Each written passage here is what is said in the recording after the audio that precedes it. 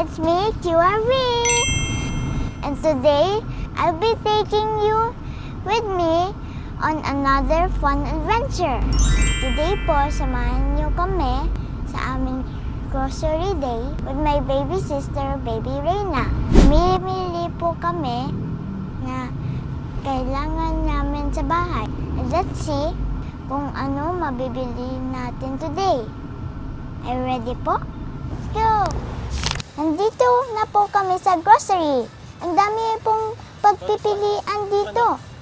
Una po natin kukunin ang mga kailangan sa bahay tulad ng gatas, tinapay, fruits, tulad ng apple at mango snacks at mga sabon at iba pang essentials.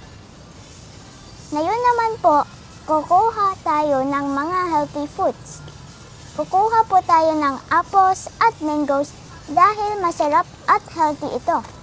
Importante po ang pagkain ng prutas para maging healthy at strong tayo.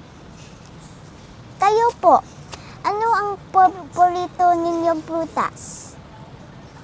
Isa sa mga favorite kong part ang snack section.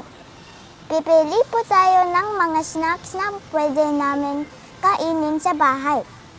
Pero syempre po, kailangan pa rin natin piliin ang tamang pagkain at huwag sosobra sa sweets.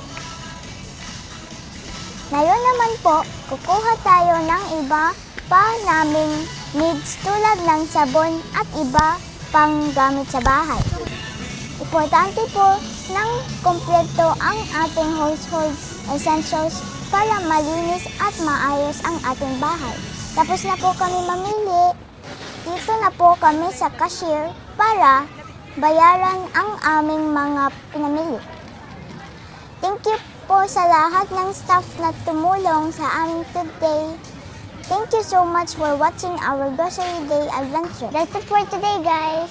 If you like this video, click like, share, and click the notification bell para lagi kayong updated sa aking mga bagong fun adventure.